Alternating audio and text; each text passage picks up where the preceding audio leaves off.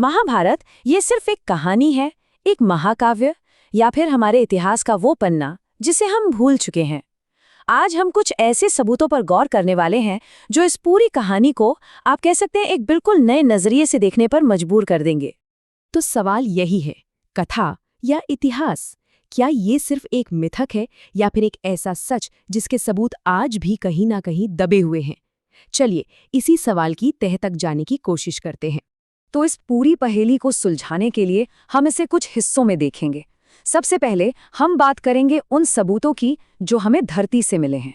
फिर हम देखेंगे कि भूगोल और ज्योतिष क्या संकेत देते हैं। इसके बाद हम ग्रंथों और उन किंवदंतियों की बात करेंगे जो आज भी जिंदा हैं। और आखिर में हम इन सारे सबूतों का सार देखेंगे। तो चलिए सबसे पहले बात करते हैं उन सबूतों की जो धरती से मिले हैं, मतलब वो चीजें जो पुरातत्वविदों को खुदाई के दौरान मिली हैं। और इस कड़ी में हमारा पहला पड़ाव है कुरुक्षेत्र, हरियाणा का वो ऐतिहासिक मैदान। कहते हैं यहीं पर महाभारत का वो महान युद्ध लड़ा गया था, एक ऐसा युद्ध जिसने एक पूरे युग को खत्म कर दिया। अब यहाँ पुरातत्वविदों को खुदाई में क्या क्या मिला है?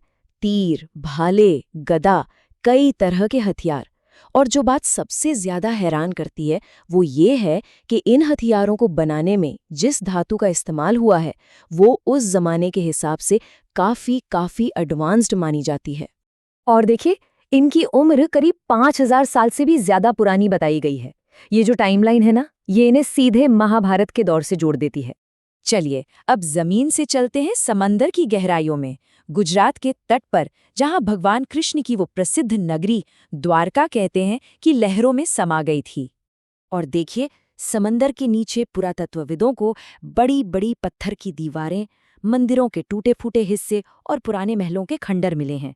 इन्हें देखकर सवाल तो मन में आता ही है कि क्या ये वही द्वारका है जिसका जिक्र महाभारत में मिलता है? अब हमारी अगली मंजिल है उत्तर प्रदेश का हस्तिनापुर।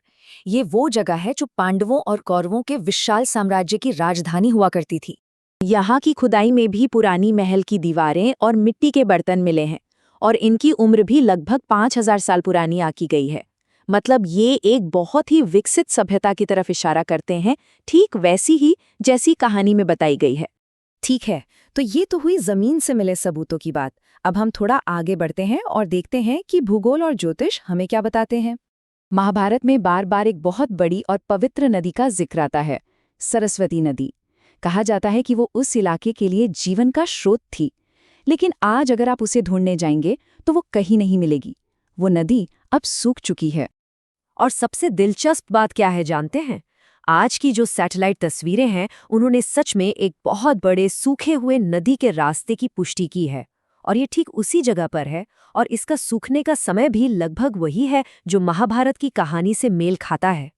अच्छा, अब बात करते हैं आसमान की। महाभारत में सूर्य ग्रहण और चंद्र ग्रहण जैसी कई खगोलीय घटनाओं का जिक्र है, और ये वर्णन इतने सटीक हैं कि आज के कंप्यूटर सॉफ्टवेयर की मदद से जब उनकी तारीख निकाली गई तो वो लगभग 4000 ईसा पूर्व के आसपास की निकली। तो हमने जमीन और आसमान के सबूत देख लिए। अब चलते हैं भौतिक दुनिया से थोड़ा परे, मतलब खुद महाभारत ग्रंथ और उन कहानियों की तरफ जो आज भी लोगों की जुबान पर जिंदा हैं।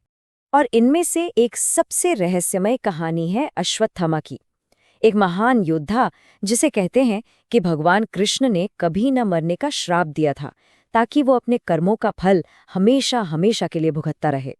अब देखिए, मध्य प्रदेश और उत्तराखंड के कुछ मंदिरों से आज भी ऐसी कहानियां सुनने को मिलती हैं कि लोगों ने एक ऐसे रहस्यमयी इंसान को देखा है जिसके माथे पर एक घाव है जो कभी भरता नहीं। ये दावे ठीक वैसे ही हैं जैसा अश्वत्थामा के बारे में बताया गया है।